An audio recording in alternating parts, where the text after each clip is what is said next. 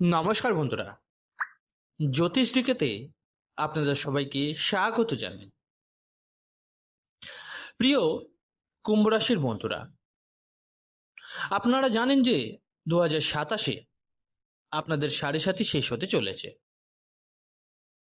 কিন্তু আমি আপনাদের আজকে এমন একটা তারিখ জানাতে চলেছি, আর সেই তারিখটা কিন্তু একেবারেই আসন্ন, যেখান থেকে আপনাদের সাড়ে সাথীর নেতিবাচক প্রভাব কিন্তু শেষ হয়ে যাবে। আপনারা ধরে নিতে পারেন যে আর মাত্র অল্প কিছুদিনের মধ্যেই আপনাদের সাড়ে সাতির যে প্রভাব রয়েছে তা শেষ হয়ে যাবে, সম্পূর্ণরূপে শেষ হওয়ার দিকে এগিয়ে যাবে। তাই আমি আপনাদের এমন একটা বিশেষ তারিখ জানাবো যা একেবারেই সামনে চলে এসেছে। সেখান থেকেই কিন্তু আপনারা ধরে নিতে পারেন যে আপনাদের ওপর থেকে সাড়ে সাতির প্রভাব শেষ হয়ে গেছে বা খুব শীঘ্রই সম্পূর্ণরূপে শেষ হয়ে যাবে। আর সেই সময় খুব কাছেই, এই মাসের মধ্যেই। বন্ধুরা, আজকে কিন্তু আমি আপনাদের অত্যন্ত গুরুত্বপূর্ণ একটা তথ্য দিতে চলেছি। কুম্ভ রাশির জাতক জাতিকারা বর্তমানে খুবই সমস্যার মধ্যে রয়েছে। সাড়ে সাতির কারণে আপনাদের সমস্যা বেড়েছে। এমন কিছু বিষয় আজকে বলবো, আপনারা কমেন্ট করে অবশ্যই জানাবেন যে আমি যেগুলো বলছি সেগুলো আপনাদের সাথে মিলছে কিনা, আপনাদের জীবনে এই জিনিসগুলো ঘটছে কিনা। আমি কিন্তু এই মুহূর্তের কথাই বলছি, অতীতে কি হয়েছে সেটা নয় পরে আলোচনা করা যাবে। এখন বর্তমানে আপনাদের সঙ্গে যা ঘটছে সেটাই আলোচনা করব। এটাও জানাবো আগামী 10-20 দিনের মধ্যেই কিভাবে আপনাদের সাড়ে সাতির নেতিবাচক প্রভাব কিন্তু শেষ হয়ে যাবে। আপনারা কিন্তু একটা খুব সুন্দর সময়ে প্রবেশ করতে চলেছেন। এই সময়টা কিন্তু আপনাদের জন্য প্রচন্ড পরিমাণে গুরুত্বপূর্ণ হতে চলে, প্রচন্ড গুরুত্বপূর্ণ। সেটাই আজকের ভিডিওতে আলোচনা করব। তার আগে আপনাদের জানিয়ে রাখি, আজকের এই বিশ্লেষণটি জন্মরাশি, চন্দ্ররাশির উপর ভিত্তি করে তৈরি করা। আপনারা যারা নিজেদের বাচ্চাদের প্রেডিকশন করাতে চাইছেন, জন্মকুণ্ডলী বিচার করাতে চাইছেন, অষ্টবর্গ চার্ট নিয়ে আলোচনা করতে চাইছেন, তারা অবশ্যই আমার এই হোয়াটসঅ্যাপ নাম্বারে যোগাযোগ করে নেবেন। হোয়াটসঅ্যাপ নাম্বারটা এই ভিডিও ডেসক্রিপশনে দেওয়া থাকবে। দেখুন বন্ধুরা, অনেক প্রতারিত হয়েছেন কুম্ভ রাশির জাতক জাতিকারা। নিজের মানুষদের কাছ থেকে প্রতারিত হয়েছেন, যাদের ওপর চোখ বন্ধ করে বিশ্বাস করেছিলেন তাদের কাছ থেকে প্রতারিত হয়েছেন, যাদের জন্য খারাপ সময়ে সবকিছু করেছেন তারাই আপনাকে প্রতারিত করেছে। আর বর্তমানে এমন পরিস্থিতি চলছে যে সঞ্চিত অর্থ খরচ হয়ে যাচ্ছে। কখনো কখনো এমন অবস্থাও তৈরি হচ্ছে যে পরিবার কিভাবে চালাবেন, সন্তানদের কিভাবে মানুষ করবেন, এমন পরিস্থিতি কিন্তু অনেক ক্ষেত্রেই দেখা যাচ্ছে। অনেক মানুষের ক্ষেত্রে হচ্ছে এটা। হাসপাতালের ক্ষেত্রে খরচটা অনেক বেশি পরিমাণে বেড়ে গেছে, অপ্রয়োজনীয় অযথা খরচ বেড়ে গেছে। আর এই সময়ে নিজের পরের পরিচয় হয়ে যাচ্ছে আপনার সামনে, কিন্তু কে আপন কে পর সব আপনি বুঝতে পারছেন। যাদের আপনি সবচেয়ে আপন বলে মনে করতেন তারাই কিন্তু আপনাকে প্রতারিত করছে। যাদের জন্য খারাপ সময়ে সবকিছু করেছেন আজ তারাই কিন্তু আপনার দুঃসময়ে মুখ ফিরিয়ে নিচ্ছে। আজকের এই কঠিন সময় একটা বিষয় কিন্তু নিশ্চিত, কুম্ভ রাশির জীবন কখনো সাধারণ হয় না। এটা উত্থান পতনের মধ্যে দিয়েই চলে। জীবনে অনেকবার এমন সময় আসে যখন আপনি অনেক কিছু অর্জন করেন, তারপর আবার কিন্তু নিচে নেমে আসে। কোনো না কোনো কারণে আবার নিজের পরিশ্রমে কিন্তু উঠে দাঁড়াচ্ছেন, আবার উন্নতির শিখরে পৌঁছন, তারপর আবার কিন্তু নিচে নেমে আসেন। জীবনে দেখবেন 2-3 বার কিন্তু এমন ঘটনা অবশ্যই ঘটছে। অনেক সময় কোনো কাজেই সন্তুষ্টি আসে না আপনাদের। ব্যবসা শুরু করেন, খুব ভালো চলে, কিন্তু পরে আবার মন্দা চলে আসে। তখন ব্যবসা পরিবর্তন করেন, চাকরি করলেও বহুবার পরিবর্তন করেন, কোথাও স্থায়ী সন্তুষ্টি আপনি কিন্তু পান না।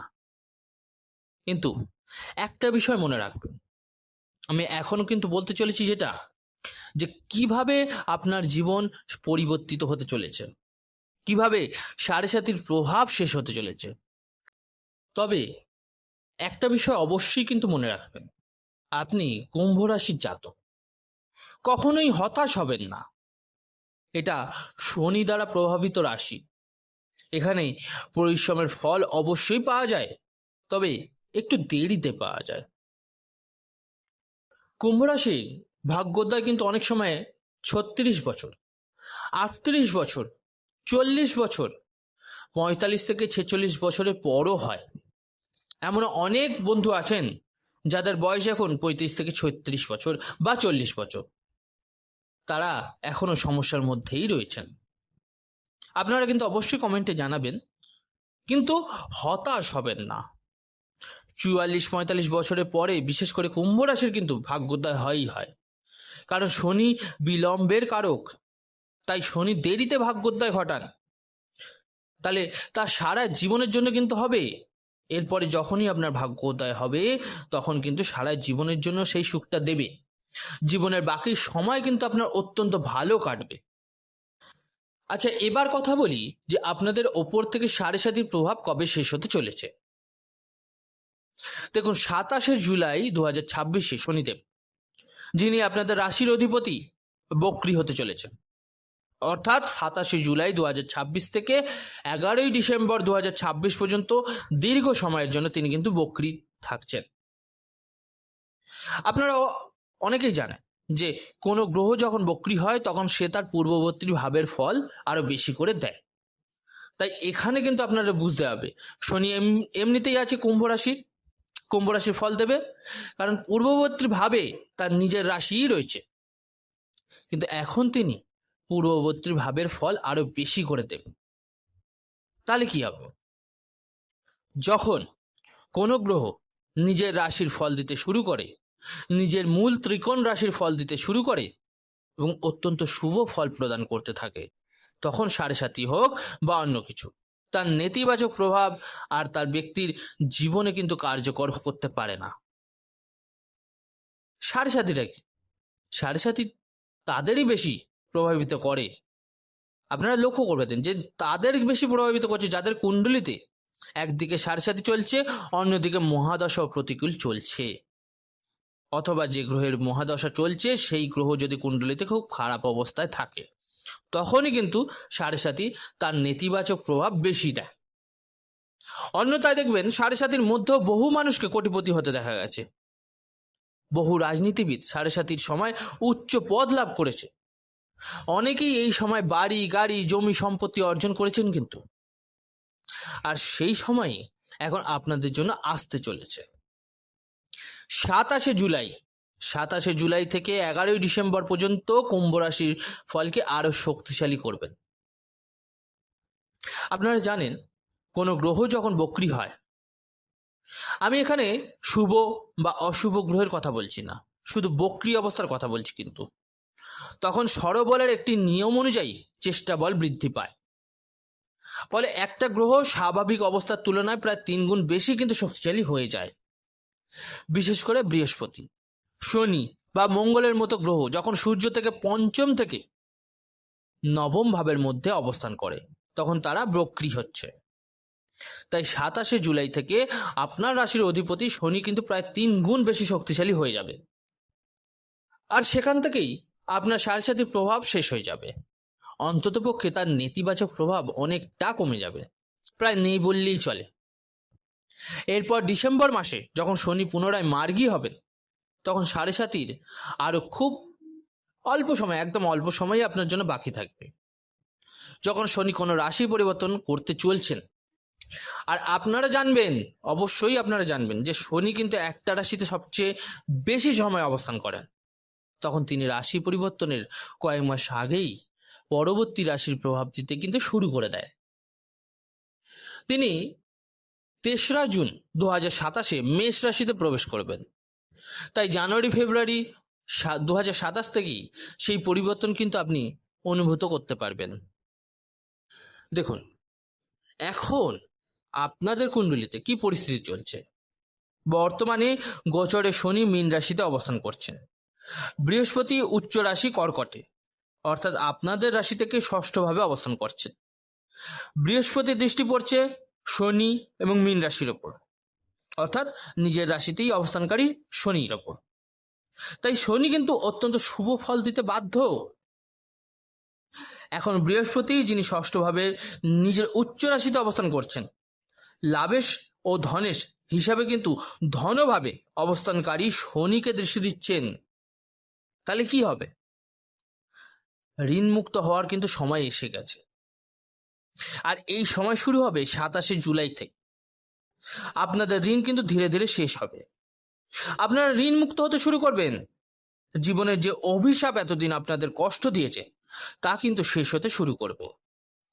এই 7.5 সময় আপনাদের আপনজনরা আপনার সঙ্গে প্রতারণা করেছে, পরিবারের সদস্যরা কষ্ট দিয়েছে, অনেকের জীবনসঙ্গীও প্রতারণা করেছে, কেউ কেউ আইনি সমস্যায় জড়িয়ে পড়েছেন, কর্মজীবনে অস্থিরতা এসেছে, চাকরিতে স্থায়িত্ব ছিল না, একটা চাকরি ছেড়ে আর একটা চাকরি নিতে হয়েছে, ইচ্ছে মতো চাকরি পাননি, কারো চাকরি চলেও গেছে, অনেক চেষ্টা করে হয়তো ভালো চাকরি জোগাড় করতে পারেনি, ব্যবসা বাণিজ্য মন্দার মুখে পড়েছে, আয়ের তুলনায় ব্যয় বেড়েছে, টাকা জমাতে মানে সঞ্চয়ই করতে পারেননি, ঋণের বোঝা বাড়তে থেকেছে, শুধু ঋণ শোধ হওয়ার নামই নিচ্ছিল না। এই সমস্ত পরিস্থিতির মধ্যে দিয়ে কুম্ভ রাশির জাতক জাতিকারা কিন্তু এখন চলেছেন। কিন্তু এখন এই সময়টাকে এবার ভুলে যান। 27শে জুলাই 2026 থেকে আপনার 7.5 নেতিবাচক প্রভাব কিন্তু শেষ হতে শুরু করবে। আপনাদের জীবনে অত্যন্ত শুভ সময় আসছে। 3রা জুন 2027 পর্যন্ত আগামী 11 মাস আপনাদের জীবনের সবচেয়ে স্বর্ণযুগের সূচনা করতে চলেছে, মানে সব থেকে ভালো সময় যাবে। এই সময় নির্ধারণ করবে যে আপনি জীবনে কতটা সফল হতে চান, কতটা উচ্চতায় পৌঁছতে চান। আগামী 11 মাসে যদি আপনারা সঠিকভাবে কাজ করেন তাহলে নিজেদের সমস্ত লক্ষ্য কিন্তু পূরণ করতে পারবেন, আর্থিকভাবে এতটাই সমৃদ্ধ হতে পারবেন যে ভবিষ্যতে আর সেইভাবে আপনাকে কিন্তু সংগ্রাম করতে হবে না। এর জন্য অবশ্যই কিছু আপনাকে করতে হবে, এগিয়ে যেতে হবে, কাজের দিকে মন দিতে হবে। তবে আপনাদের এটাও বলে রাখি যে এই সম্পূর্ণ বিষয়টা কিন্তু নির্ভর করছে আপনার অষ্টবর্গ চার্টের ওপর। অষ্টবর্গ ছাড়া জ্যোতিষশাস্ত্রের যে কোনো ফল মানে বিচার অসম্পূর্ণ থাকে। যারা অষ্টবর্গ বিচার না করে জানতে চান যে আমার এই বর্তমান সময় কি হবে, সেটা কিন্তু সম্পূর্ণরূপে বলা সম্ভব হবে না। দেখুন, অষ্টবর্গটা হচ্ছে আপনার কুণ্ডলী অনুযায়ী বর্তমানে শনি মীন রাশিতে আছে, তাহলে মীন রাশিতে অষ্টবর্গে কতটা বিন্দু পেয়েছে তা কিন্তু আপনাকে জানতে হবে, কারণ সেই বিন্দুর উপরই নির্ভর করছে আপনার বাকিটা জীবন। যদি 4 বা তার বেশি থাকে তাহলে আগামী 11 মাস কিন্তু আপনাদের জীবনের জন্য অত্যন্ত সৌভাগ্যশালী এবং শুভ হতে চলেছে।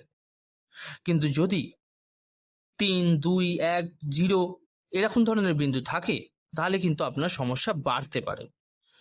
তখন কিন্তু এই গুরুত্বপূর্ণ 11 মাসকে হাতছাড়া হয়ে যেতে দেবেন না।